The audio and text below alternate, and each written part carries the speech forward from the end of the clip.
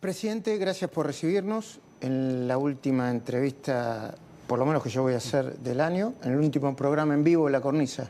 Muchísimas gracias. Gracias por permitirme estar en este programa. Bueno, tengo la pretensión de hacerle, conté 60 preguntas. Vamos a ver si llegamos con la respuesta. Trataré de ser lo más eficiente posible. Bueno, algunas son de rigurosa actualidad, otras son incómodas como corresponde. Para entrar a la actualidad, ¿va a vetar el presupuesto si no contiene la derogación de leyes que aumenten el gasto en discapacidad de universidades? ¿O prefiere que la ley salga tal como está y corregir el desequilibrio fiscal, no sé, a lo largo del año, en el tiempo, por áreas? ¿Se entiende la pregunta? A ver, lo primero que tenemos que destacar es que hemos podido sancionar el presupuesto. En la batalla del presupuesto hubo, digamos, 14 contiendas, por decirlo. 14. Claro, la primera fue lograr el quórum, y logramos el quórum. Segundo, logramos que se vote por capítulos, y después se votaron 12 capítulos, de los cuales se aprobaron 11. Por lo tanto, digamos, nosotros hoy tenemos media sanción del presupuesto. A mí eso me parece muy importante. Y hay algo que todavía es más importante, que ese presupuesto, que ya tiene media aprobación, está construido sobre la base del déficit cero. Es decir, que el superávit primario va a cubrir por lo menos el pago de intereses o más. Esto significa que, a la luz de cómo siga evolucionando el debate sobre el presupuesto, porque ahora está en el Senado, que ya tiene dictamen, que dicho sea de paso, ¿cuánto hacíamos que no veíamos esta productividad en el Congreso, no? Digo, 4 dictámenes en el Senado, ¿no? Digo, porque está lo de los glaciares, está presupuesto, reforma está laboral, modernización laboral, ¿sí? Entonces, digo, la verdad es que, digamos, estamos trabajando muy, muy bien. Entiendo que entonces la respuesta es que no lo va a vetar. Exactamente, digamos, nosotros tenemos presupuesto. Y lo que sí vamos a hacer es acomodar las partidas para cumplir con el déficit cero. Acá la política importante es el déficit cero. Lo más importante es el déficit cero. El 1,5 del PBI de superávit, como está planificado, por un lado lo va a conseguir por otro lado. Exactamente, sin subir impuestos. No es trivial la forma en la cual se consigue el superávit fiscal. A ver, nosotros, esto también, digamos, es importante mencionarlo. Hoy, digamos, salió una nota del doctor Reidel, digamos, sobre cómo en la toma de decisiones yo utilizo el marco de las opciones reales. Y lo importante que hay que entender es que hay un límite moral de qué se puede hacer y qué no se puede hacer. Para usted el límite moral es subir impuestos. Para mí... para un intendente de la provincia de Buenos Aires subir las tasas es una solución rápida, para usted es un límite moral. Es una aberración, claro. Le hago una pregunta, lo vamos a poner al revés. ¿Para usted robar está mal? Pues sí. Está bien. Está mal. Está mal.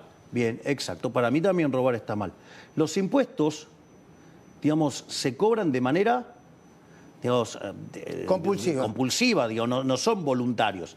Dicho esto, cuando usted tiene déficit fiscal, el déficit fiscal en sí es inmoral porque usted de alguna manera lo va a financiar. Si usted lo financia con impuestos explícitos, digamos, o sea, le está metiendo la mano en el bolsillo a alguien, por decirlo de alguna manera. La segunda forma que usted lo puede hacer es engañar a la gente y hacerlo con impuestos implícitos. Una es la emisión monetaria, de generar inflación, con lo cual además tiene un impuesto extremadamente regresivo que golpea más fuerte a los más vulnerables, o sea, otra aberración. Y hay otra que es todavía más aberrante y más engañosa, que es utilizar la deuda. Porque cuando usted se endeuda, la deuda que son impuestos futuros, entonces usted la fiesta de hoy se la está cobrando a las generaciones futuras. Entonces, lo primero que hay que entender es que el déficit fiscal es inmoral. Y que usted, digamos, cuando lo va a ir a financiar, está violentando, digamos, el derecho, digamos, de personas sobre su propia propiedad. Usted está alterando la propiedad. Entendí. No lo va a vetar, pero va a encontrar el Poder Ejecutivo... Vamos a buscar la forma, por todos los medios, de conseguir el déficit cero sin subir impuestos. Entiendo. Sigo con la actualidad. La Libertad Avanza del oficialismo, traicionó a Macri o al PRO al dejar a Jorge Triaca fuera de la Auditoría General de la Nación y poner a... Bueno, y decidir que estuviera un kirchnerista, alguien de la Libertad Avanza y alguien que representa a los gobernadores. Algunos dicen que a Massa. Bueno, eso de que representa a Massa, digo, vienen molestando y fastidiando con eso como un mecanismo. ¿Fue una traición a Macri, como dicen algunos? No, yo no creo que fue una traición a Macri. Mauricio Macri. Es parte, digamos, de cómo se maneja la lógica de la política y no tiene que ver, digamos, de vuelta con ningún pacto con Massa porque yo no quiero ser... Pero varios de sus colegas vienen mintiendo sistemáticamente, endosándome pactos con, digamos, con Massa, con el kirchnerismo, con Cristina, y sin embargo Cristina terminó presa en este gobierno.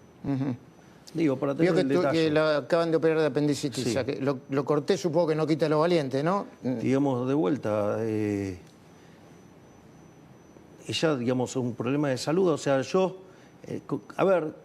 Supongo que le deseará una mejoría. No, pero claramente, o sea, yo no tengo digamos, yo separo lo político de lo humano, o sea, y como ser humano, digamos, recuerde que nosotros es el respeto, el derecho a la vida, la libertad y la propiedad. Con lo cual hay cosas en las que yo no me meto. O sea, yo puedo tener la peor y más aberrante de las opiniones políticas, pero yo no me meto con lo humano.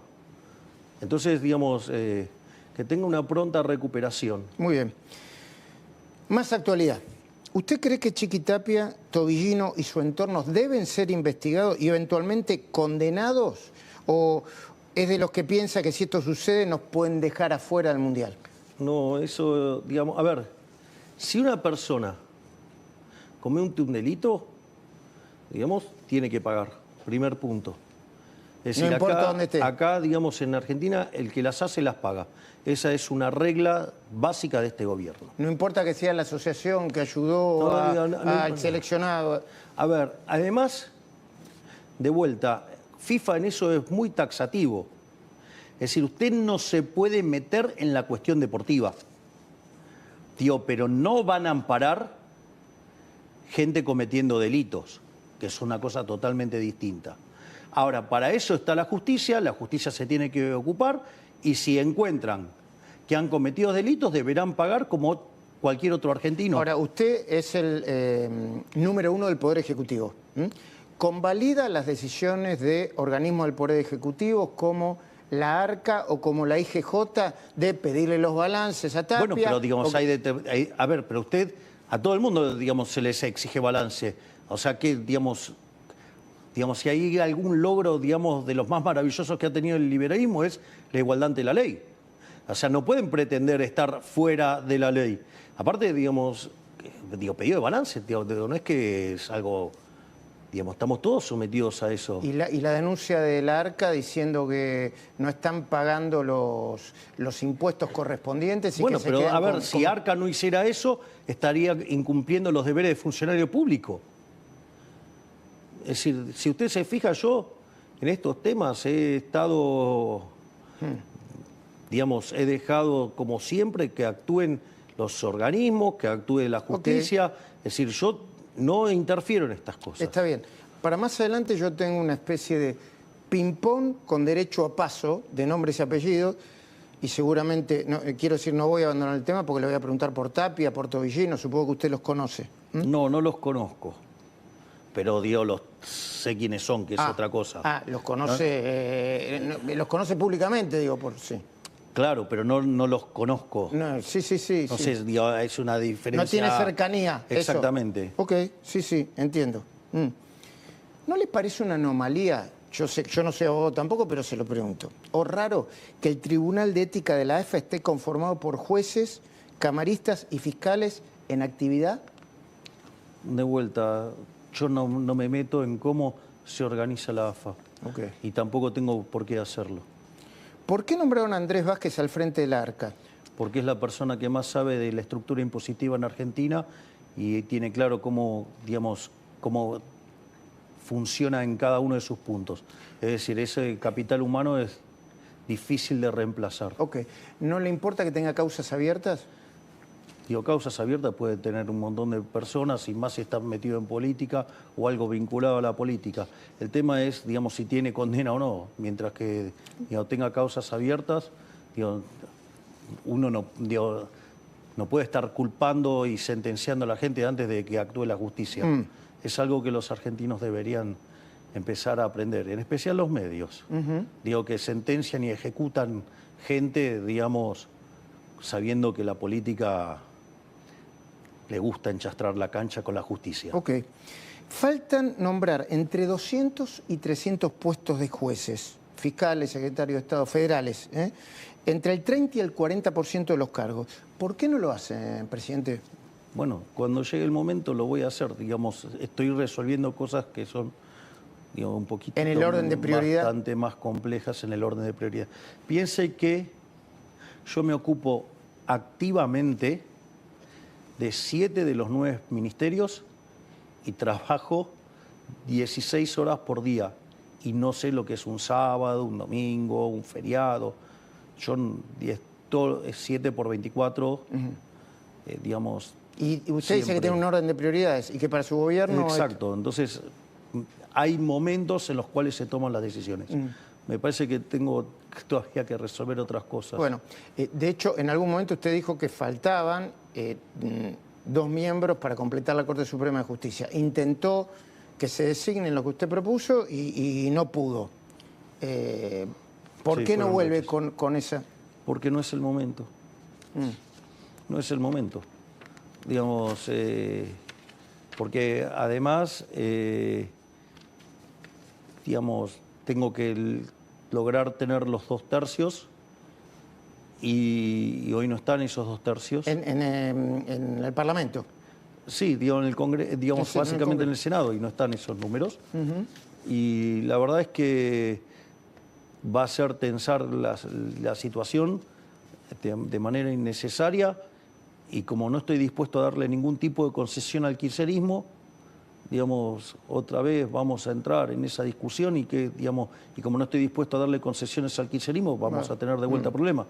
Entonces, bueno, veremos y seguiremos adelante, y en algún momento cuando podamos juntar los 2 tercios sin tener que golpearle la puerta al kirchnerismo para que acompañe algo, digamos, lo haremos. Presidente, ¿tiene el Tesoro la plata para pagar el próximo 9 de enero el nuevo vencimiento de deuda de 4.300 millones de dólares? ¿Tiene el dinero? Nosotros vamos a pagar. Digamos, hay distintas alternativas, o sea, ya tenemos gran parte del cash y también tenemos opciones abiertas de financiamiento. Para que más o menos se dé una idea, solo de ofertas de ripo por parte de bancos recibimos 7.000 millones de dólares. Así es que estamos tranquilos. Ok. Esto es economía, así que le voy a pedir paciencia y si no entiendo le repreguntaré. Se supone que la ampliación de las bandas y su corrección al ritmo de la inflación fue decidido, entre otras cosas, para neutralizar la volatilidad. Las bandas están para neutralizar la volatilidad. Ok. Es decir, a ver, Argentina tiene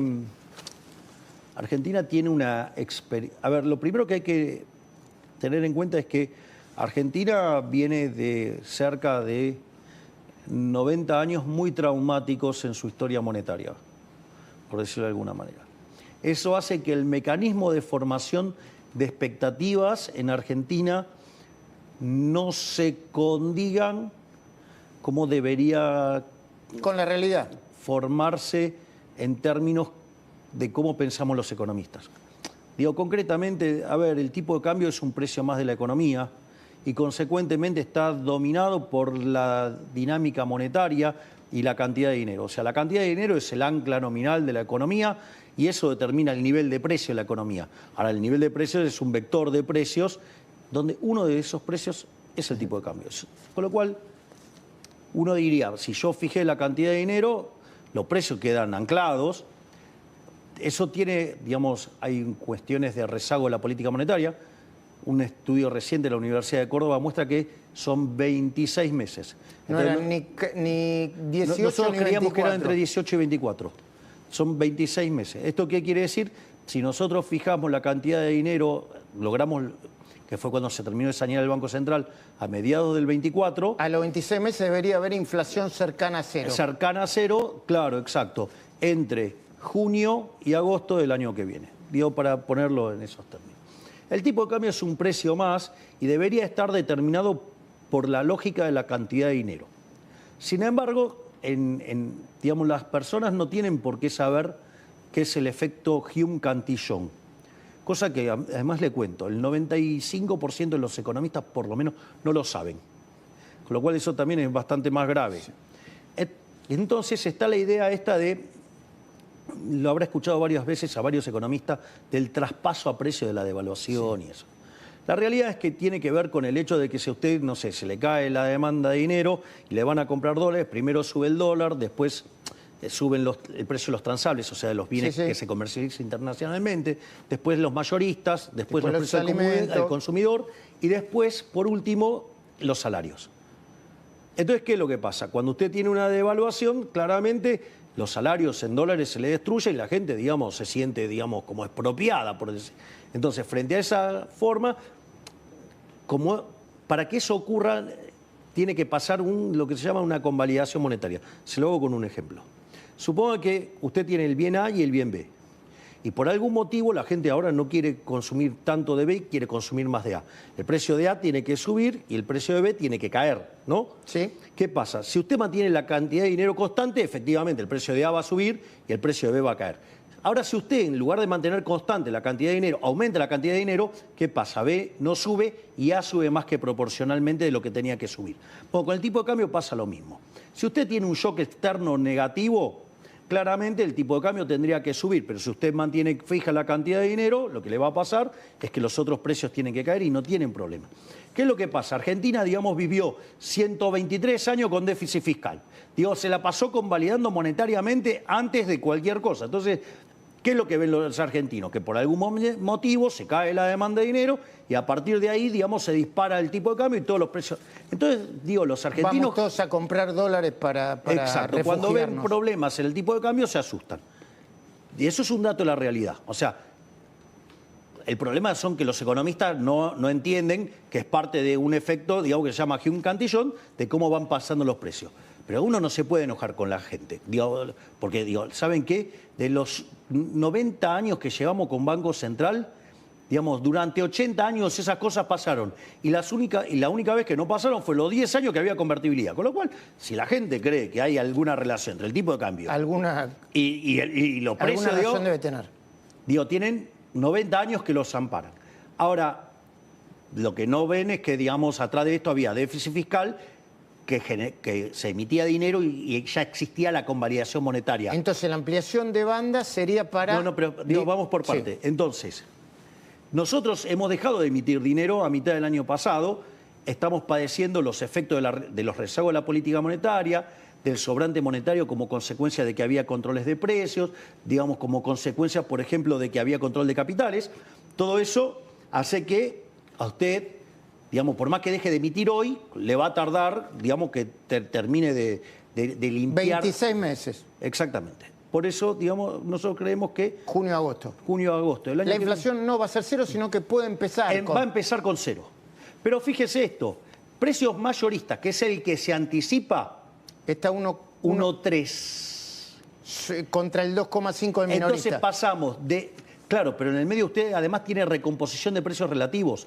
O sea, a diferencia de otros programas de estabilización... ¿Y qué implica eso? Porque me dice, ¿qué implica que las tarifas? El 1,3? A ver, por ejemplo, nosotros, a diferencia de otros programas, que el ajuste tarifario lo hicieron antes, lo hicimos durante el programa. Sí. Digamos, o sea, no fuimos a engañar a la gente inflando la inflación de inicio para después mostrar otro éxito. Bueno, por eso cambió la canasta de gastos, ¿no? El peso de la canasta de gastos. Bueno, las tarifas pasaron a ser... Eso, digamos, bueno, eso afectó, digamos, a cómo cambia la composición del consumo. Pero prefiero mantener la rigurosidad de la comparabilidad a que digan, digamos, que estamos tocando el índice. Okay. Digo, es otra discusión técnica. Pero dicho esto, nosotros esto lo hicimos haciendo un ajuste como nadie hizo en la historia. Nosotros hicimos esto digamos, sin expropiar. Nosotros no hicimos plan Bonex, nosotros no fijamos el tipo de cambio, no es que fuimos a un sistema de tipo de cambio fijo. Es decir, y además recompusimos tarifa en el medio. Obviamente eso le genera que el proceso de estabilización sea más difícil, pero digamos es más sano. Nosotros cuando abrimos, ¿por qué entonces pusimos las bandas? Cuando abrimos el CEPA. Claro, CEPO. ¿por qué pusimos bandas? ¿Por qué? Porque a la luz de la historia argentina, los argentinos, digamos, han enfrentado mucha volatilidad cambiaria que ha tenido una contraparte en precios y ha generado fuertes caídas de riqueza. Entonces las bandas le dan más... Las bandas lo que hace es... previsibilidad. Decir, bueno, puede haber volatilidad, pero no puede ser cualquier cosa. Ok. Digamos, ¿Y por qué ampliaron esas bandas? Porque básicamente... ¿O la pusieron en línea con la inflación? Están alineadas con la inflación. ¿Por qué? Digamos, y bueno, pero a ver, además eso significa que usted, digamos, fíjese que si se fuera de inflación cero, se estarían abriendo más. O sea, usted va hacia un esquema donde permite que esto vaya siendo más flexible. Digo, igual lo relevante, digamos, el tipo de cambio está dentro de la banda. Okay. De hecho, pocas veces tocó el techo de la banda. Y sí, pero hay que tener en cuenta que pasaron algunas cosas, ¿no? Fíjese esto. Nosotros decimos que la inflación es un fenómeno monetario, ya sea o porque usted expande la oferta, o porque cae la demanda, o porque pasan las dos cosas. Eso hace que el poder adquisitivo del dinero caiga y los precios suben. Fíjese, la inflación en mayo había tocado 1,5. ¿Pero qué pasó en mayo? Vino la elección de la Ciudad Autónoma de Buenos Aires, la cual, digamos, ganó Manuel Adorni. Ahora, ¿qué es lo que pasa? En ese momento todo el sistema político entró en alerta y empezaron, digamos, desde el Congreso, ¿sí?, digamos, a torpedear fuertemente todo el tiempo el programa económico. Es interesante esto, porque sí es cierto que se aceleró y el último dato de minoristas dio 2,5, pero lo que hay que contemplar es lo siguiente. Nosotros, nuestra hipótesis es que cayó la demanda de dinero, ¿no? Entonces, usted lo tiene que validar. Mire, hay varias formas de validarlo. Primero es, ¿qué pasó con el riesgo país? Y el riesgo país de niveles de 550 puntos, 600 puntos, se fue de vuelta a... Está 560 en este momento. Exactamente. Que es el número más bajo en los desde últimos 7, 8 años. 2018. Sí, por eso, 7 años. Digo, eso es un dato. No, eso es un datazo. Pero, digo, son todos datazos de Argentina, pero por más que no lo quieran ver muchos. Pero esa es una forma de ver que usted salió de los activos argentinos y se transformó en una caída, digamos, de los precios de los activos argentinos y se manifiesta como riesgo país. Esa es una forma de verlo. La otra forma es la formación de activos externos. Digamos, nosotros soportamos una corrida equivalente a 41.000 millones de dólares. ¿Me escuchó? Sí. Desde abril, digamos... Después de la elección de la ciudad. De la ciudad de Buenos Aires, sí, abril. Se dolarizó 50% de M2. No existe registro histórico de semejante shock. Y pese a ese semejante shock, muy pocas veces el tipo de cambio tocó la banda. Es decir, quiere decir que el trabajo está bien hecho. Y esto lo que hace es mantener en términos reales la banda. Ok. Digamos, o sea, para que no haya ningún tipo de conflicto. El nuevo esquema cambiario, además, apunta a acumular reservas, porque esa es una imposición del fondo, dicen algunos. A ver, voy a explicar esto también. Nosotros somos el gobierno que más dólares compró en la historia. Nosotros compramos más de 30.000 millones de dólares desde que llegamos al gobierno. Pero usaron muchos de esos dólares para pagar la deuda. Bueno, Argentina pagó 50.000 millones de dólares. Nosotros cuando llegamos... O sea, son el gobierno que más reserva acumuló... que más compró, que más deuda pagó. Y que más deuda pagó. Nosotros cuando llegamos, la deuda consolidada entre el Tesoro y el Banco Central eran 500.000 millones de dólares. Hoy son 450.000 millones de dólares. ¿Con qué cree que lo pagamos? Con dólares. ¿Y a usted qué les parece? Con reservas. Y compramos y con eso pagábamos una parte. Eso es, digamos, por un lado. Ahora, ¿qué es lo que pasa? Porque es muy interesante, porque entonces ahora nosotros decimos que vamos a acumular reservas. Y lo vamos a hacer contra demanda de dinero. ¿Por qué? Cuando usted mira los niveles de monetización de Argentina son muy bajos, muy bajos. De hecho, la base monetaria, si usted mira los últimos por lo menos 10 años, 15 años, la base monetaria estuvo en torno a 9% del PBI, 10%. Es bajo, digamos. Eso. No, eso es lo que estuvo en general. Hoy ese número está en 4 o 6. ¿Y qué significa eso para lo que nos están viendo? Ese es el dinero, digamos, que ha emitido el Banco Central. O sea, que prácticamente no emitió.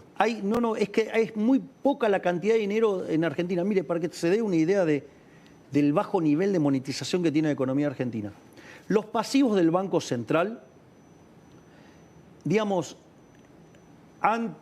desde que pierde las pasos Macri, que habían llegado a 120.000 millones de dólares y después empiezan a caer fuertemente, en el último tramo del gobierno anterior oscilaban entre 35.000 y 45.000 millones de dólares. ¿Y por qué me cuenta esto? Hágame entender. Claro, porque hoy usted puede, el número de pasivos monetarios es un poco menos de 35.000 millones de dólares. Pero si usted limpia el efecto de que nosotros subimos los encajes durante el ataque especulativo, sí, digo, porque básicamente era una manera de generar demanda de dinero por parte de los bancos y frenar el ataque especulativo que estábamos teniendo. Cuando usted mira ese número, estamos en torno a 27.000 o 28.000 millones de dólares. El nivel de monetización de la economía es muy bajo. ¿Y eso es un dato positivo? Sí, pero no, es que es muy baja la cantidad de dinero. Eso quiere decir que usted tiene que remonetizar la economía. Entonces, si la economía, digamos, sigue manteniendo los niveles de monetización actual y crece 5%, vamos a tener que comprar 10.000 millones de dólares para mantener la cantidad de dinero constante en términos de PBI. Va a tener que acumular reservas. Exacto. Okay. O sea, compramos contra demanda de dinero. Entiendo. Es más, entonces, esto es importante. Si nosotros crecemos al 5%, digamos, como se prevé en el presupuesto. ¿Esto es lo que usted cree, que va a crecer el 5%? Es lo que está, digamos, el consenso sobre lo que va a ocurrir. ¿Usted cree que va a ser un poquitito más? Yo, digamos, no hago pronóstico. Lo que digo es que en ese contexto, si se mantiene la base monetaria en términos de PBI, vamos a tener que comprar 10.000 millones de dólares. Sí. No solo eso, pero este nivel de monetización es escandalosamente bajo.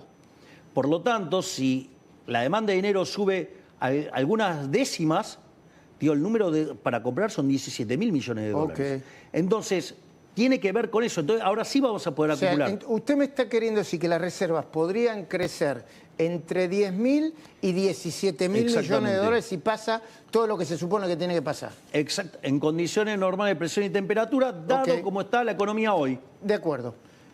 Números. Está claro, ¿no? Sí. Condiciones normales de presión y temperatura, acorde a cómo está hoy. Le tiro un número y usted me dice qué significa o cuál es su lectura. Riesgo país más bajo de 2018, 560 puntos básicos. ¿Qué demuestra esto? Bueno, varias cosas. Una dejó en evidencia y en offside a muchos economistas cuando nosotros hablábamos de que había un riesgo cuca. Es decir, significa... ¿Sabe por qué? Le digo ya es casi gracioso, porque usted habla de riesgo cuca como si fuera un dato de la macroeconomía. Riesgo cuca. En los manuales va a figurar como riesgo cuca. Bueno, es que está bien, escucha lee las discusiones internacionales del caso argentino y le dicen riesgo cuca. Riesgo cuca, claro. O sea, quedó bien bautizado. Sí. Y está bien entendido. El riesgo país, usted lo puede mirar de distintas maneras. Uno es la sobretasa que paga Argentina respecto a Estados Unidos. Eso es. Exacto, eso, digamos, o sea, como lo entendemos todos. El número, digamos, así simple y llano. Sí. Entonces, la baja del riesgo país significa que las tasas de interés en Argentina van a bajar. Primer punto. ¿Que puede volver el crédito? Bueno, de hecho está volviendo el crédito. De hecho, el crédito está volviendo. Ahora, el punto es que tiene otros significados también. Otro significado que tiene el riesgo país tiene que ver con la insolvencia potencial que tenga un país. Bueno, en ese caso, Argentina tiene déficit cero. Al tener déficit cero, eso significa que nosotros no vamos a tomar nueva deuda. Es decir, que el stock de deuda va a estar dado. Si usted el stock de deuda va a estar dado, significa que conforme la economía se mantenga constante o crezca, la relación deuda-producto es decreciente. Y usted dice que solvencia dice que tiene porque los 4.000 y pico que deben ahora la va a pagar. Eso además es una cuestión de liquidez. Solvencia usted la asegura cuando tiene déficit cero. Con déficit cero significa que la relación deuda-producto es no creciente. Y consecuentemente usted es solvente intertemporalmente. Usted va a poder pagar su deuda. Lo que usted tiene que resolver es una cuestión de liquidez. O sea, cuando discutimos los 4.300 millones de dólares, lo que discutimos es una cuestión de liquidez, si tiene la no plata de solvencia. Ahora. Exactamente. Es como, suponga lo siguiente, usted, no sé, usted tuviera por ejemplo, lo voy a poner, deuda de 100 pesos. No, lo voy a poner más fácil. Suponga que usted tiene ingresos en el año equivalentes a $1 millón, para ponerlo fácil. Sí, para que todos entiendan la medida, no tengamos que estar haciendo especulaciones sobre el tipo de cambio y demás. Ahora... Pero entonces, debo... No, espere, no. Vamos más fácil. Ya quería pagar la deuda rápido yo. Es más rápido que nosotros, seguro que no. Pero fíjese esto. Ahora, a usted no le da lo mismo cómo va cobrando ese millón. Si usted ese $1 millón lo cobra a fin de año... Usted no puede, digamos, durante el año, ¿qué hace? Se muere de hambre. Claro. Entonces, ¿qué es lo que hace? Bueno, usted no tiene un problema de solvencia. Usted tiene un problema de liquidez. Entonces, hay un libro de riesgo crédito que es muy interesante. Usted no tiene plata, pero tiene un reloj de oro. O sea, usted tiene un problema de liquidez, no un problema de solvencia. Va, liquida el reloj de oro y se acabó. Eso, digamos, entonces, Argentina es solvente, va a pagar y está la cuestión de la liquidez. Obviamente que al nosotros, digamos, mostrar este nuevo esquema en el cual acumulamos reservas, evidentemente eso, digamos, disipa esos riesgos y por eso, digamos, cae el tipo de cambio y cae básicamente el riesgo país. El riesgo país. Y otra cosa, hay una restricción porque el mercado es poco profundo. Para más o menos que se dé una idea, en Chile se tradean por día 2.500 millones de dólares. Y acá 500, no. En Brasil, 4.500. Acá, entre 200 y 600 millones. Entonces, usted tampoco puede entrar al mercado y comprar. Claro. Si entra el Tesoro, ¿no? O el Banco Central. El mercado rompe todo. Exacto. Entonces, digamos, hay un tema de un límite del 5%. Porque si usted llega a estar tradeando, digamos, 200 millones, digamos, no va a ir a comprar 30 millones. Entiendo. La pobreza es el número más bajo de hace muchos años, 27,5. Es un logro espectacular. ¿Y cómo lo explica? Porque por un lado la gente dice, bueno, hay restricción del consumo, se consume cada vez menos. A ver, se consume cada vez menos y estamos en máximos históricos de consumo. Es el máximo de los últimos 8 años. ¿Usted prefiere decir que está cambiando la matriz del consumo? Está cambiando la forma en la cual consumen las personas. Que hoy se pagan tarifas y lo pagan, se endeudan en algunos casos. No, pero a ver. Y electrodomésticos están un poco más baratos. De vuelta, la forma en la cual se financia, usted es... Que no confunda. Claro, no nos confundamos. Diga que yo estoy confundido, no hay problema. Pero de vuelta, si van a seguir haciendo los análisis sobre canales de venta que fueron modificándose, a ver, ¿por qué no se fijan, digamos, cómo evoluciona el comercio digital? ¿Por qué no miran los balances de Mercado Libre a ver cómo está funcionando el consumo? Entonces, me parece que es no entender que la economía ha cambiado, la forma en la cual las personas consumen cambiaron y que algunos indicadores que se usaban ahora dejaron de ser relevantes y juegan otros indicadores. Ok. Pero dicho sea de paso, usted se da cuenta, ¿no? 27,5% de la pobreza. Cuando nosotros llegamos y sinceramos la economía, en la frecuencia mensual saltó a 57%. Porque sinceramos el desastre que había dejado el kirchnerismo con los controles de precios, ¿sí? Digamos, entonces, la realidad, es decir, usted en la góndola no veía el efecto en precio de los bienes que no estaban en la góndola. Entonces, cuando usted lo sinceró, eso pegó un salto. Si además usted tenía una frecuencia semestral para medirlo, digamos, entonces, ¿qué pasa? Cuando tenía una variable creciendo, el promedio le subestimaba el número. Entonces, cuando usted la empieza a medir con frecuencia mensual, que es lo que nosotros, son mediciones que nosotros seguimos, y que, digamos, y las trabajamos activamente, sumado al sinceramiento de precios, la pobreza saltó al 57. Bajamos 30 puntos la pobreza sacamos, digamos, más de 13 millones de personas de la pobreza. Hoy el número de indigentes cayó debajo del 6%. Es decir, los avances son enormes. Es decir, es más, el salario real ha mejorado. Y el que más mejoró es el del sector informal. Y no solo eso, bajó el desempleo. Estamos en 6,6% de desempleo. Estaba el 6,9 la última medición, se fue al 6,6%. Pero con un aumento de la informalidad del 42,6 al 43,3%. Sí, es cierto. También se dio un aumento de la oferta. Esto se logró aún con un aumento de la oferta de trabajo. Y aún, o sea, porque si usted, digamos, le aumenta la oferta de trabajo, para que no aumente el desempleo, tiene que crear más puestos de trabajo. Y no solo eso, pero eso es una prueba de lo que nosotros decimos que necesitamos modernizar la ley laboral. Para incorporar a los trabajadores al mercado formal. Exactamente. Hoy usted tiene la mitad de los trabajadores en el segmento informal, sin ningún derecho. Es decir, la modernización laboral que nosotros proponemos no le quita derechos a nadie, le da derechos. Y además hay incentivos para las empresas para que formalicen a los trabajadores. ¿Y por qué cree que...? Hay además incentivos. ¿Por qué cree que dice que no, que el mercado de trabajo le quita los derechos a los trabajadores, que van a limitar las indemnizaciones, que va a haber horas extra por todos lados? A ver, digamos, cuando usted avance en este tipo de cuestiones, claramente va a estar tocando intereses. Uno de los grandes problemas que tiene Argentina son las indemnizaciones, que están absolutamente desatinadas. La presunta, para que no me hagan juicio, mafia del fuero laboral. Bueno, entonces, ¿qué es lo que pasa?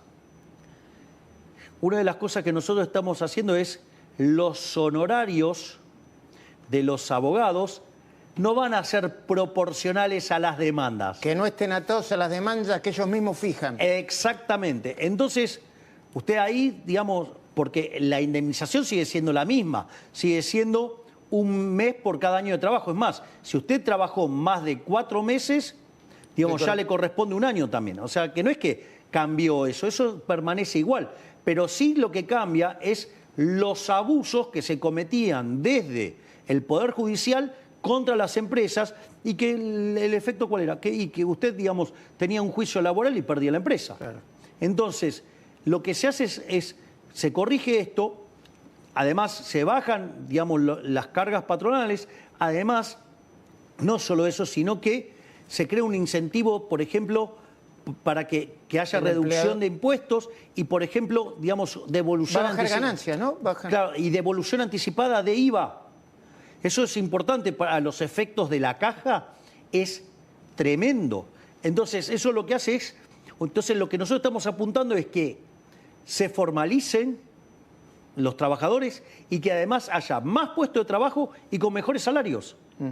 Es decir, ¿Es antisindical la reforma laboral por el tema de las cuotas sindicales? No, yo no creo que sea antisindical. Digo, esto no es contra nadie, es a favor de que los trabajadores tengan más oportunidad de empleo y con mejores remuneraciones. Ahora, si usted está teniendo un privilegio, bueno, digo, nosotros, digamos, con esos privilegios... ¿Un privilegio como cuál? Y, por ejemplo, esto, digo, de la forma en la cual se fijaban los honorarios de los abogados. Digo, entonces o los peritos de las ART. Claro, entonces usted tenía un incentivo a romper todo.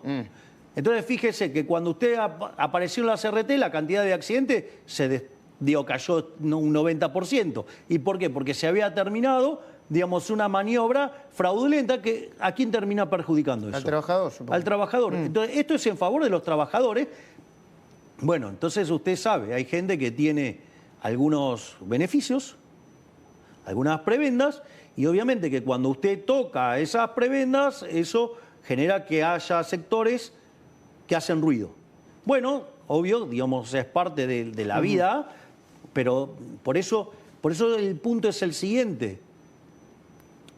Usted tiene un despido, usted fija una indemnización. ¿A usted le parece que una indemnización puede ser justa a punto tal de que termine quebrando una empresa y deje afuera al resto a otras familias sin familia? Perdón, sin trabajo. ¿No le parece una cosa absolutamente injusta? Entonces, me parece que claramente esos privilegios están mal. Bueno, obviamente que el que pierde el privilegio se va a enojar. Entiendo. Desde que usted asumió cerraron 20.000 empresas y se perdieron 154.000 puestos de trabajo formales. ¿Y entonces cómo es que bajó el desempleo? ¿Y cómo es que se crearon 250.000 puestos de trabajo? Usted, digamos, tiene que mirar el agregado. Algunas empresas cierran y otras se crean. Otras, claro. Digo, ¿qué es lo que caracteriza a este gobierno? Y nosotros nos jactamos de eso. ¿De qué? De que hace muchas reformas estructurales. Nosotros hicimos 13.500 reformas estructurales. Digo, no existe registro histórico en el mundo de algo así, de semejante tamaño de reforma. Ahora, cuando usted hace eso, ¿qué cree que pasa? Y la estructura de precios relativos cambia. Si la estructura de precios relativos está cambiando, la asignación de recursos, digamos, asociada a ello, cambia. Y cuando pasa eso, usted va a estar creando puestos de trabajo en un lado y va a estar destruyendo puestos de trabajo en otro. Va a crear empresas en un lado y se van a destruir en el otro. En el neto, ¿qué pasa? Estamos mejor. Digo, ¿por qué? Porque la tasa de desempleo bajó. El PBI está en su máximo histórico. Usted lo que me está diciendo en el fondo es lo que dice el profe de Pablo, que siempre lo que pasa con la economía, el crecimiento, es heterogéneo. Es heterogéneo. Y que hay algunos sectores que le va mejor y otro peor. Claro, lo que pasa es que hay muchos economistas de una formación profesional muy precaria que hacen macro pre-1968, con un solo bien, con un solo periodo. Con todo respeto, presidente, está con un nivel de elegancia y sin adjetivación comparado con el del año pasado que parece otra persona. Pero continúe, por favor. No, lo importante es que se me entienda. No, se entiende perfectamente. Entonces, usted tiene economistas que creen en una economía de un solo periodo, con un solo bien, con un solo consumidor. Es muy precario. No es muy profesional. Entiendo. No, bueno, era la economía que se hacía hace muchísimos años. Hay algunos que evolucionaron, que ¿vio la discusión esa entre la micro y la macro? Sí. Bueno, es una micro, esa discusión... Es del 70, ¿no? 70 y pico. Exacto, es precámbrica, por decirlo de alguna manera. Es pre-1968. En realidad, la macro bien hecha, que es lo que se llama equilibrio general. Contiene la micro. Contiene la micro. La macro es la suma de la micro. Entonces, cuando usted hace lo que se llama equilibrio general, digo, los economistas serios, mire, hay un libro hermoso, perdón que cite libros, que se llama La economía en una lección, que es de un autor que se llama Henry Hazlitt. Brillante, digo, todos los libros de Hazlitt los recomiendo a todos. Pero en este en especial. Dice, ¿cuál es la diferencia entre el buen economista y el mal economista? El mal economista, mira un solo bien en un solo periodo. El buen economista mira no solo un bien, sino todos los otros bienes, y no solo en un periodo, sino de acá al futuro. Es decir, técnicamente hace equilibrio general e intertemporal. Eso es hacer macro en serio. Entonces, si usted tiene un cambio en la composición, en la matriz de la economía, por el motivo que usted quiera, sí, usted va a tener que tener reasignación de recursos. Okay. Entonces, está claro que a un sector le va a ir mejor, a otro le va a ir... Es parte de la vida. Ahora, si usted quiere, si no, en pos de cuidar al sector de carretas, sigamos haciendo carreta y pongámosle impuestos a los que consumen auto. Usted se da cuenta que es un disparate, ¿no? O de otra manera. ¿Usted cómo cambian los canales? ¿Las señales? Cuando cambia de canal. En una décima de segundo. ¿Con qué? Con un aparatito que se llama... ¿Control remoto? Sí. Bueno, ¿usted sabe el problema que tuvo el tipo que hacía las perillas esas que cambiaban el canal? ¿Qué? Claro. ¿Y qué hacemos? No, y ahora va a tener problema el control remoto porque pestañeando se va a poder cambiar el... Entonces, imagínese los productores de control remoto. Bueno, es parte de la vida. Es parte de la evolución. Es decir, o de vuelta, ¿con qué nos estamos iluminando ahora? Bueno, hay unos aparatos muy sofisticados acá. Ok, y previo a Edison... la vela era, ¿no? ¿Y podríamos estar haciendo esto con las velas? No. Bueno. ¿Me comprende lo que le digo? Hablemos del tiempo y el aprendizaje. Lo dividí la entrevista, siendo que usted me está concediendo muchísimo tiempo y lo agradezco, en algunos ítems. Estoy contento. No, está bien. Estoy contento de tener este tiempo. Bueno, gestión y aprendizaje acelerado lo titulé yo. la persona que es usted y la reelección a toda esta sección rápida. ¿Cuál fue el golpe de realidad más duro que se dio en estos 2 años? Puedo tener algunas referencias, a partir de los errores que cometió. Creo que errores, usted mismo los cometió, se los digo con respeto. Lo que usted denomina el aprendizaje acelerado. ¿Le puedo hacer una referencia antes? Sí. A mí me encanta citar siempre la final intercontinental entre el Milan y Boca Juniors. Los que patean, Bataglia, los que patean penales. Cuando Bataglia arreó el penal y Boca ganó la definición, el periodista le dice, ¿qué se siente haber errado un penal? Entonces dice, ¿vos jugaste alguna vez una final del mundo? No. Bueno, entonces primero jugó una final del mundo, llegó a los penales, pateá, y después me contás. Perfecto. Es decir, ¿sabe qué? Cuando usted hace... Se equivoca. Y los únicos que no le agarran nunca saben quiénes son, los que no hacen nada. Entiendo. Imagínense que nosotros, con todo lo que hacemos, las chances de cometer errores es más grande. Bueno, con lo cual es parte de la vida, el error es parte de la vida. Yo le hago un pantallazo de lo que yo creo que fueron sus errores, o del gobierno. Los nombramientos fallidos de la Corte, el caso Libra, los denominados audios españolos, la derrota en septiembre de la provincia de Buenos Aires, la inclusión del capítulo 11 ahora mismo, la interna, los insultos y adjetivos calificativos a diestra y siniestra. Está diciendo que lo corregí. Sí, claro. Bueno, que pero por un momento si vamos por uno, le contesto cada uno. Lo que usted quiera. Libra. A ver, primer punto. Ex ante. No lo hubiera hecho. Ex ante lo hice y estaba convencido de lo que hacía. Es post, no. Se equivocó. Es post.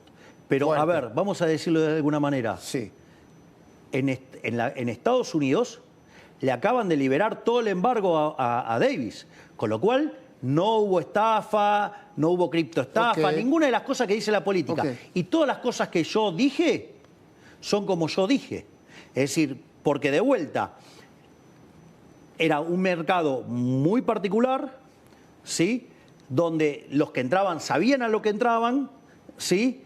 Digamos, y tomaron un riesgo. Y tomaron un riesgo acorde a eso. Entonces usted, digamos, toma una decisión y después no se puede, digamos, se tiene que hacer cargo de los costos. No, pero quiero seguir. Entonces no hubo estafa porque la gente entró voluntariamente y además no hubo ningún tipo de estafa. De hecho, en Estados Unidos, digamos, justamente no hay estafa. Entiendo. Y le liberaron los fondos, porque si no le hubieran liberado los fondos. O sea, ahora eso estamos esperando... Que no lo consideran culpable, por lo menos. Exactamente. Ahora, hay un tema no menor. Bueno, pero de hecho, la SEC también había dicho que no había estafa. Es más, que ni siquiera eran considerados activos por la poca profundidad y por las pocas personas que participaban.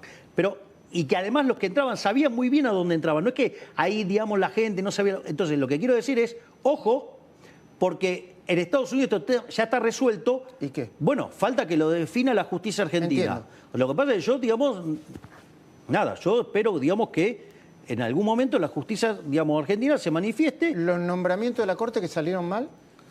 Bueno, es parte, digamos, del proceso. Digamos, o sea, yo agarré, digamos, creí que se iba a validar, y no sucedió. Digamos, los nombramientos en función de los méritos de cada uno de los participantes.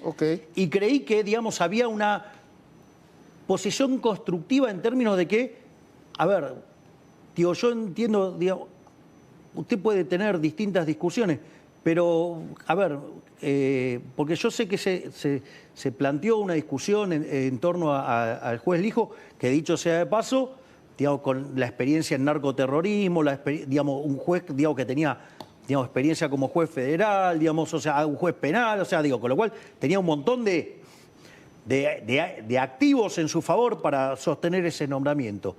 Pero también al mismo tiempo usted tenía y como una persona que está, digamos, en una esfera de poder, digo, siempre genera controversia. Digo, entendible. Y por otro lado tenía el caso de García Mansilla, digamos, un académico impecable. Y sin embargo sacó menos votos. O sea, ¿qué quiere decir esto?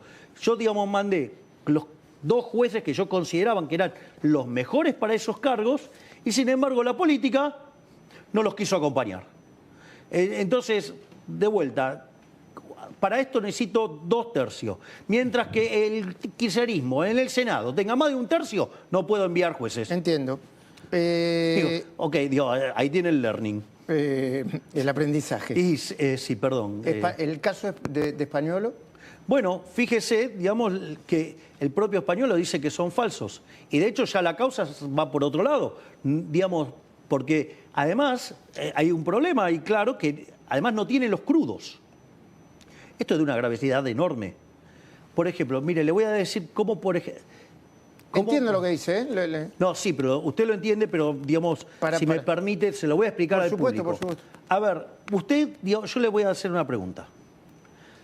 ¿Cuál es mi ideología? Anarco-libertario. Bueno, por eso, pero está claro que soy liberal-libertario, ¿no? Sí. O sea, no hay duda. Le hago otra pregunta.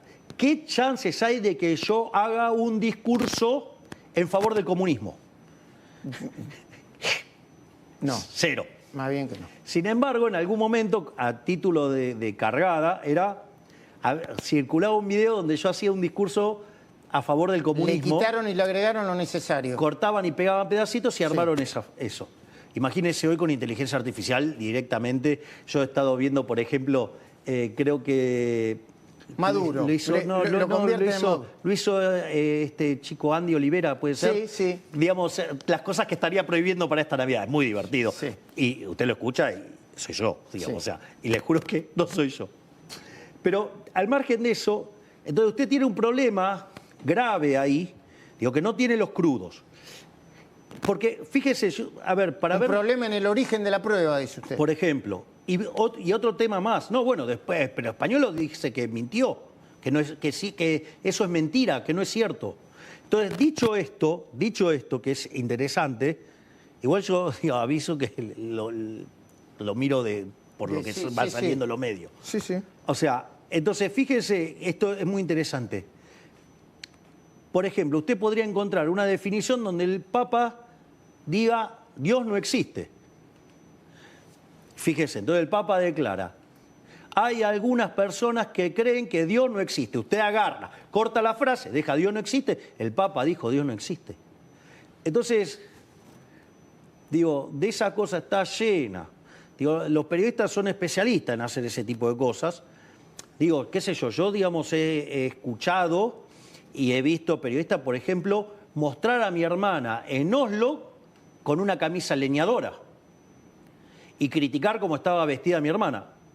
Y encima están los videos de mi hermana entrando conmigo, digamos, a la ceremonia del Premio Nobel de la Paz de María Corina Machado. Entonces, digo, y aparte eso ocurrió justo 3 semanas antes de una elección. Claro. Bueno, se llama campaña negativa. Okay. Es más, yo le voy a decir algo, porque esto perdón que... No, le preocupa, evidentemente. En temas cosas que creo que la sociedad tiene que saber. Antes usted podía hacer una campaña negativa y, digamos, eso está medido, usted lo hace 3 semanas antes, pasó tal cual, 3 semanas antes, entonces eso genera un impacto. Y eso claramente tiene un impacto electoral.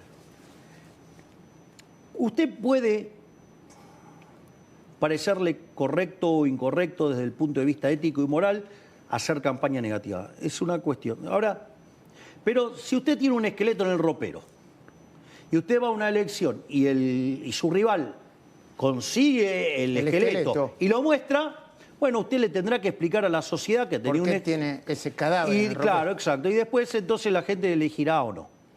¿Qué es lo que, digamos, la mejora que hizo a esta metodología el socialismo del siglo XXI? Primero fue la mentira. Entonces, a usted le inventaban un esqueleto en el ropero. No lo tenía, pero se lo inventaba. Entonces usted tenía que agarrar y explicar que no...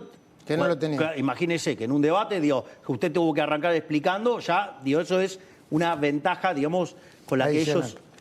Por eso, fíjese, cuando yo tuve la elección presidencial, toda la campaña negativa, yo me tenía que estar todo el tiempo dedicando a demostrar que todas las cosas que decían eran mentira. Hoy, afortunadamente, con 2 años de gestión, puedo decir, ¿se dan cuenta que todo lo que dijeron de mí es todo mentira? Que la venta de órganos, que la venta de armas, que digamos, que iba a cerrar las universidades, que iba a cerrar los hospitales. No pasó nada. Y hay otra vuelta más que inventaron, que es plantar material que puede hacer verosímil la mentira. Y eso requiere un trabajo.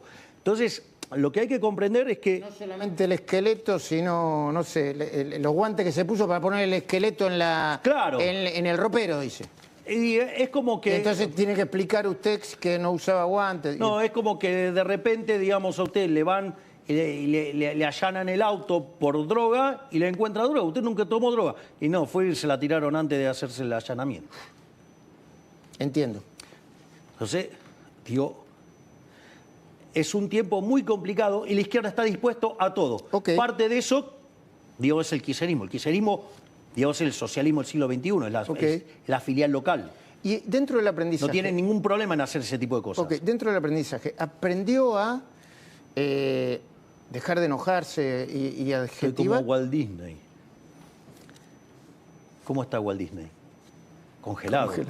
No se calienta más. Bueno, es un manche. A ver, un día conversando sobre la vida, una persona de su confianza me dijo que usted estaba aprendiendo a poner en caja su ego. Sí. Poner en caja el ego, ¿qué significa esto? ¿Es cierto eso? Sí. Sí, eso yo, digamos, eso lo... Usted está aprendiendo a poner en caja su ego. Eso es un trabajo que yo vengo haciendo desde hace mucho tiempo. Usted tiene que saber que la vida es como una rueda. Usted le puede tocar estar arriba y también le puede tocar abajo. Entonces... Es mortal. No se suba arriba del pony porque el día que se cae la va a pasar mal. 1. 2. Lo habrá sentido con la derrota de septiembre eso. Y bueno, yo hice varias correcciones. Fíjese que a partir de ese momento que yo solamente me involucraba en la gestión, pasé a involucrarme activamente en la política. Digo, no es un tema menor. No solo eso, esto también es un estabilizador automático muy importante.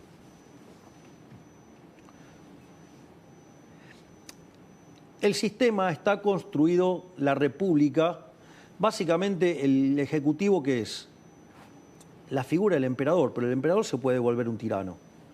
Usted tiene, en el Congreso es la idea de la aristocracia, pero se puede convertir, digamos, en demagogos, ¿no? Digamos. Y el Poder Judicial está para controlar eso. Así funciona la República. Por lo tanto, todo este sistema está armado para que usted, digamos, cuando está en aquel sillón, crea que es Gardel con guitarra eléctrica. Y está todo armado para que usted tenga un tratamiento propio de un emperador. Está armado así. Entonces usted tiene que tener mucho equilibrio emocional. Lo primero que tiene que entender es que, sí, digamos, esa silla está prestada. Es decir, a mí me votaron para que durante 4 años yo ponga 2 cosas, digamos, era la demanda esencial. Bajar la inflación, lo que estoy haciendo, y terminar con la inseguridad. Fíjese, los piquetes de 8.000 a 0. Argentina hoy es el país más seguro de América Latina. Tiene los mejores índices, digamos, en materia de seguridad. Llevamos la criminalidad a los niveles más bajos de la historia. O sea, con lo cual estamos cumpliendo. O sea, la gestión está respondiendo a lo que nos pidió la gente. Ahora, aún así, cuando usted esté obteniendo logros, o sea, que bajamos la inflación, que la economía crece, que se crearon puestos de trabajo, que salieron más de 13 millones de personas de la pobreza, el que el riego país, todo lo que quiera, todos los indicadores. Eso aún, cuando lo acompañen los números, no le da crédito para subirse al pony. Yo le voy a... Y hay varias cuestiones. Todo el mundo sabe que yo tengo una profunda admiración por lo que ha sido Moisés.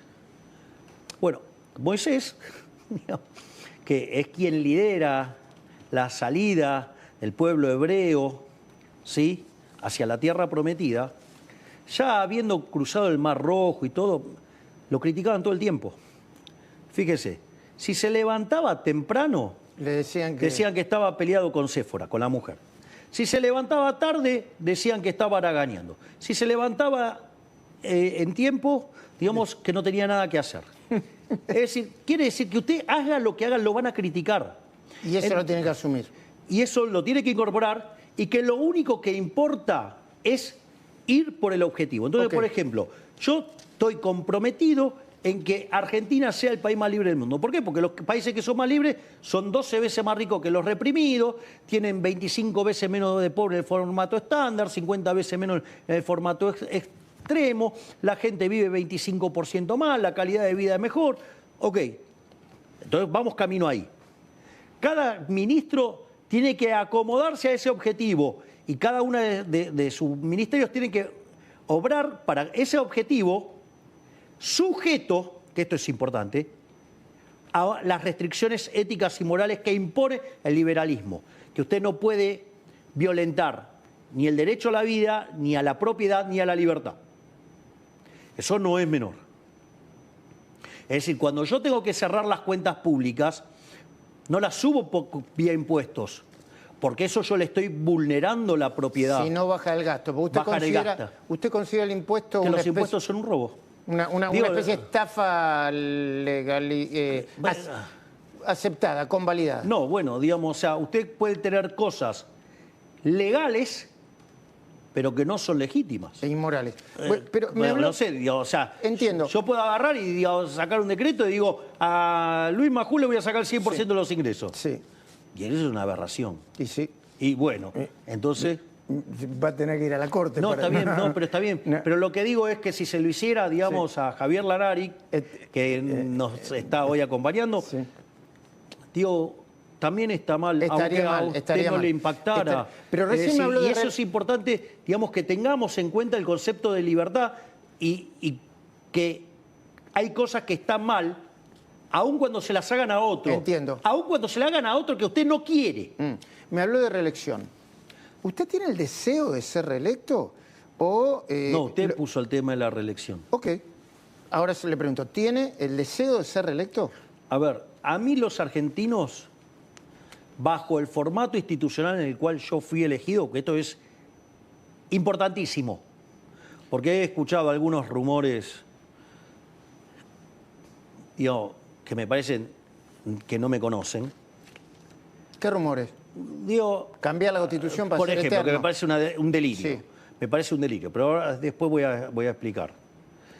A ver, a mí me eligieron bajo un formato institucional. ¿Usted cambia las reglas, digamos, termina el primer tiempo, cambia las reglas de juego? No. No, ok, listo. Las reglas de juego son las que... El formato constitucional dice 4 años se podía presentar a otro mandato. Con opción a 4 más. O sea, de vuelta, mi vida política son 4 años en la presidencia u 8. En el caso mío, además, una vez que termine la política, a mí no me ven más. Sí. O sea, yo podré tener 4 años, podré tener 8 y después no participo más. Sí. Porque yo le voy a explicar. Esa silla eléctrica de allá... Sí. Bueno, ahora tiene la camiseta de estudiante, pero... No, ya sé, pero... Hay otra por allá. No, y además, primero hay que pasar la motosierra, perdón, la cámara, no sé si primero la motosierra, después la cabecera de Esta es la mesa en la que trabajo cuando estoy acá en Casa Rosada. Y yo no uso la silla eléctrica, ¿le dice usted? Yo no uso el sillón de Rivadavia. Ok. Digamos, eso sirve para tener el ego en caja también. Ok. Y entonces... La silla eléctrica es absolutamente idiosincrática. Sí. Entonces, las restricciones que uno enfrenta, yo sé cuáles son las que enfrento. Ok. Y entonces, digo, opinar de afuera... No, ya sé. Usted lo que dice es que podré ser reelecto en la medida que me dé en la medida que la gente quiera. En la medida que me dé la nafta para presentarme y que me vaya bien. A ver, yo le propuse a la sociedad un programa de gobierno. Nosotros actuamos tan rápido que logramos todos los objetivos en 2 años.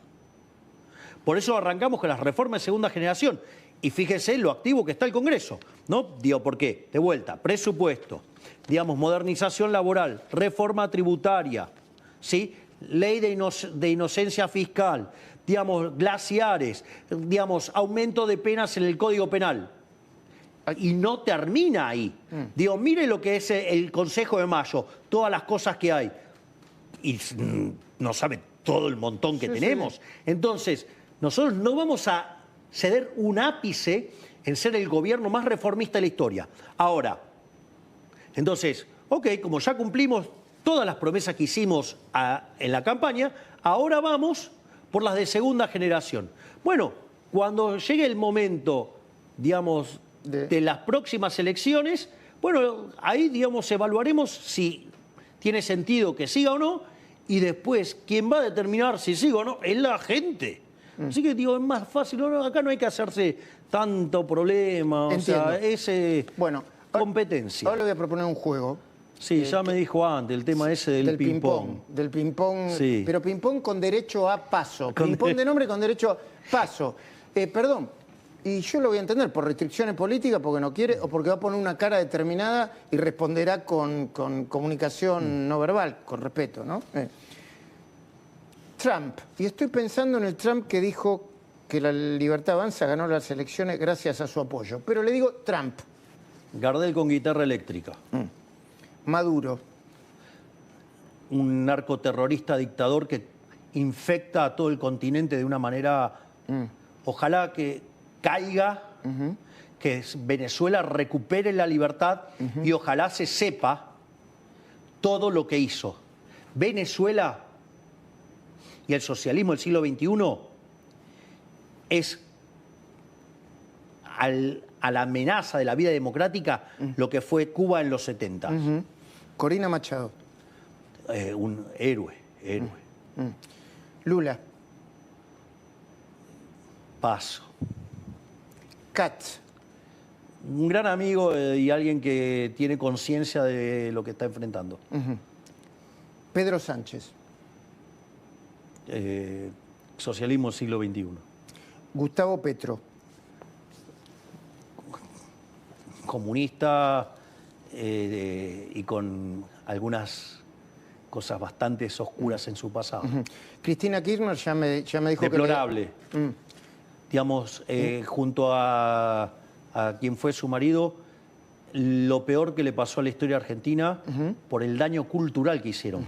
Porque el peronismo de Perón generó un daño cultural enorme. Pero uno podría haberlo entendido en la lógica siniestra de la época, donde por un lado estaba el capitalismo, por otro lado el comunismo, el fascismo era la tercera vía. Digo, yo no lo comparto, porque es una filosofía que está en mis antípodas. Entiendo. Pero era el clima de época. Ahora, después de haberse probado que eso era aberrante, reintentarlo con las herramientas del siglo XXI es una monstruosidad atroz. A los editores en general les digo que hace un ratito le pregunté sobre Cristina Kirchner y el presidente sobre la salud y me dijo que separa a la persona de... No, bueno, está bien, digamos, o sea, una cosa es lo humano, otra cosa es... Lo recuerdo porque yo conozco digamos, lo político. Conozco cómo funcionan está bien, los bueno, editores. Está bien, pero yo, a ver, lo voy a poner así, más crudo. Me niego rotundamente a que por estar en política me convierta en una basura de persona. Es decir, no adhiero a aquellos políticos que creen que en política vale todo. Entiendo. Para mí no vale todo. O sea, los límites morales son infranqueables. Claudio Tapia. Diego, creo que está destruyendo el fútbol argentino en dinámica. Sebastián Verón.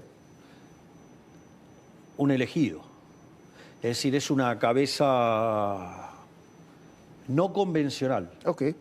Messi. El mejor de todos los tiempos. De todos. De todos. Scaloni. Messi es imposible. Scaloni es un fuera de serie. Es un fuera de serie, es decir, ¿sabe lo difícil que es gestionar egos? Sí. Y un poquito sí. Bueno, pero él tiene a los mejores del mundo y tiene que gestionar eso. Y le tiene que explicar un programa de cómo enfrentar el juego y que tipos que saben y que entienden estén dispuestos a escucharle y ordenarse detrás. Entonces, digo, la gestión de egos es muy difícil. Entonces, por eso hay mucho para aprender de los técnicos de fútbol. O sea, qué sé yo, ya sea, digamos, no solo, digamos, Scaloni, de Guardiola, digamos, de Bianchi. Bueno, le iba a preguntar por Bilardo, ya que estamos.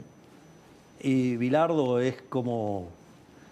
es la máxima expresión de lo que uno entiende como el mérito, es decir, el esfuerzo, el trabajo. Es decir, yo digo, cuando veo los videos, digo, esa foto de Bilardo que está en un cuarto y está lleno de videos, digo, tanto él como Subeldía un adelantado a su tiempo, es decir, el arquitecto de esta lógica de estudiantes, ¿no?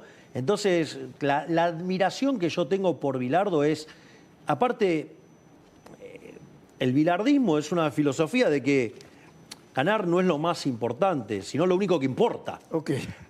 Sí, pero dentro de las reglas de juego. No fuera. No Okay. fuera digo. Bueno, estamos llegando al final y yo tengo un montón de... Le pido perdón si no fui eficiente. No. Pero algunas cosas me parece que valía la pena discutirlas. Sí, no, claro que sí. Pero sobre todo por el paso o no de este ping-pong que le voy a hacer. Luis Caputo. El mejor ministro de Economía de toda la historia argentina, 2 veces condecorado como el mejor del mundo. Santiago Caputo. Un cerebro, digamos, una mente muy por encima de lo convencional. Karina Milei. El ser más maravilloso que ha habitado el planeta Tierra. Ok. Manuel Adorni. Un super crack. Sturzenegger. Una persona brillante, con una calidad humana que es difícil de encontrarle adjetivos. Sandra Petovelo. Una gladiadora, si usted se fija, a ver, todos decían que era imposible poner en caja a los gerentes de la pobreza, y ella lo hizo.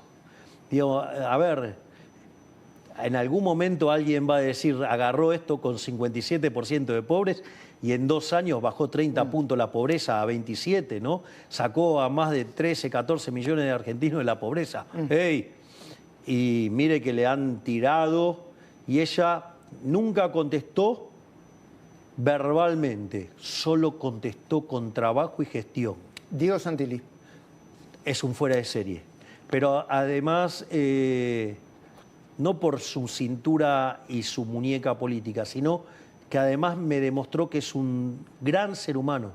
Un gran ser humano. Okay. No solo por cómo se involucró en la campaña, sino cuando ocurrió la situación en la cual Espert decide dar un paso al costado, la forma en la cual él, la grandeza con la cual tomó el lugar y cómo llevó la campaña adelante. Yo, digamos, no solo que es alguien talentoso y con manejo político, sino que además es un gran ser humano. Y eso, mire que tiene muchas virtudes públicas, pero le puedo asegurar que a mí me sorprendió más que gratamente desde el humano. María Ibarzábal. Es el cerebro. Yo de hecho le digo cerebro. María es a este gobierno lo que era Horacio oliendo para Cavallo. Es decir, es quien construye la arquitectura legal de este gobierno. Okay. Para no convertir este ping-pong con la posibilidad del paso en yo tengo profunda, yo le voy a decir algo. Tengo profunda admiración por cada uno de mis ministros. Sí. O sea, yo me siento halagado y honrado, no solo por los argentinos por haberme dado esta responsabilidad de guiar los destinos de la patria, sino además por el privilegio de contar con personas tan talentosas que además son excelentes seres humanos. Horacio Marín. Un crack. Lo que está haciendo con YPF es superlativo y los reconocen todos en el sector y los reconocen internacionalmente. Mauricio Macri, a la luz de no sé cómo está su relación ahora. Digamos, es el que dio el primer paso en favor del cambio. Eso es un montón. Ok. Marcos Galperín. Una superestrella, es alguien que admiro profundamente. Eduardo Naquian. También un elegido. Eduardo Elstein. Otra figura superlativa. Marcelo Midling. Un gran empresario. Y estamos juntos en una causa muy fuerte juntos. Hoy es el presidente del IRJA. Del Consejo... Claro, que tiene que ver con, digamos, la memoria activa contra el Holocausto. Alejandro Bulgeroni. También otra superestrella de nuestros empresarios. Ya termina el ping-pong con paso incluida. ¿Kicillof?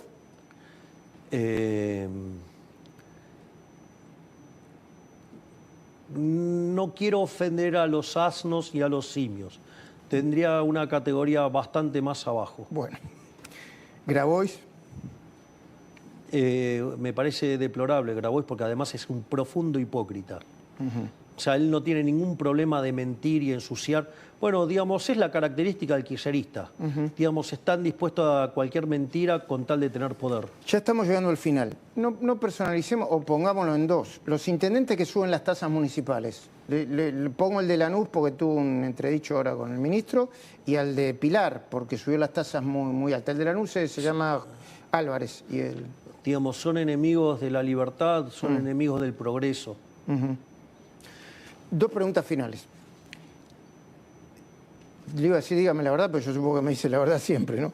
Cuando asumió como presidente apenas hace 2 años, ¿se imaginaba que iba a llegar hasta acá, a este momento que estamos ahora? ¿O tenía el fantasma del helicóptero rondándole la cabeza? A ver, yo lo voy a poner en otros términos. Yo tomé un compromiso con los argentinos.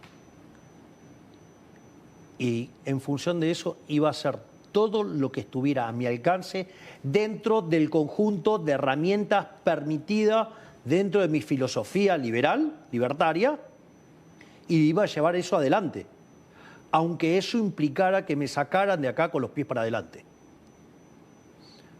O sea que la preocupación del helicóptero no la tenía.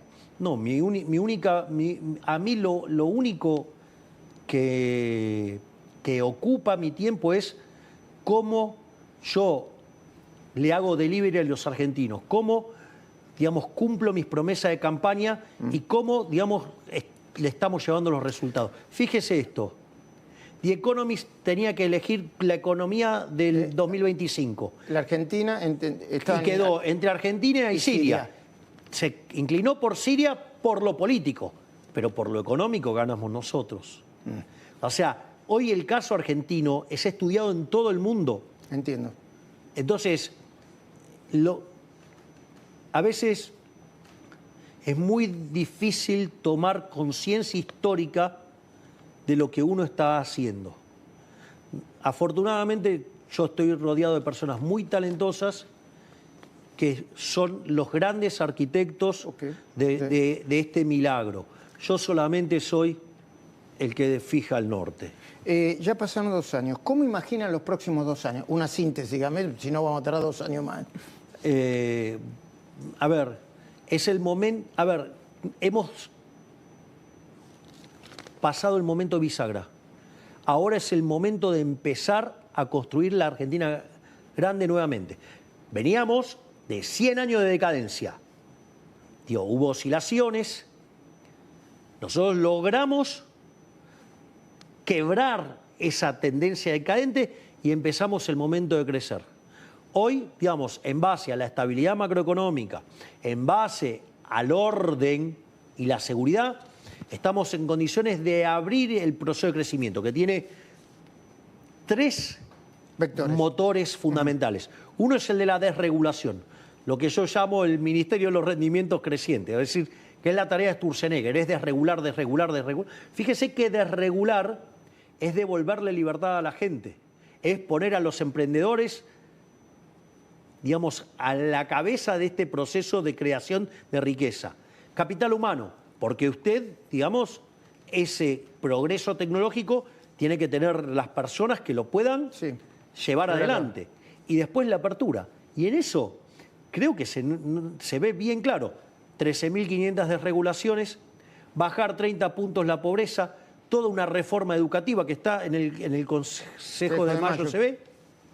Y por otro lado, digamos, abrir la economía. O sea que estamos... Los próximos 2 años van por ahí. Bueno, y por último, si le puedo dar la cámara de frente es esa, ¿no? Si le puedo dar un mensaje a los argentinos, estamos llegando a las fiestas y a Navidad y fin de año. Argentinos, durante los últimos 100 años previo a que nosotros llegáramos al poder, Argentina atravesó una de las historias de decadencia más escandalosa de la historia de la humanidad. Y eso no se cambia en un solo día. Todavía queda muchísimo por hacer, pero hemos logrado revertir esa tendencia. Terminamos con el déficit fiscal, estamos terminando con la inflación, estamos aniquilando la inseguridad, estamos devolviéndole libertad a los argentinos, estamos desregulando, estamos creando las condiciones para que Argentina sea grande nuevamente. Pero eso no se logra desde la silla eléctrica que está allá. Se logra el día que los argentinos decidan ser los arquitectos de su propio futuro. Es decir, los invito a ser parte de la reconstrucción de Argentina que haga a la Argentina grande nuevamente. Muchas gracias. Presidente, gracias. Gracias, Luis. Y que pase buena fiesta. Lo mismo para usted. Gracias. Si bancás a Milei sobre todo la silla de la libertad, suscríbete, dale like y compartí.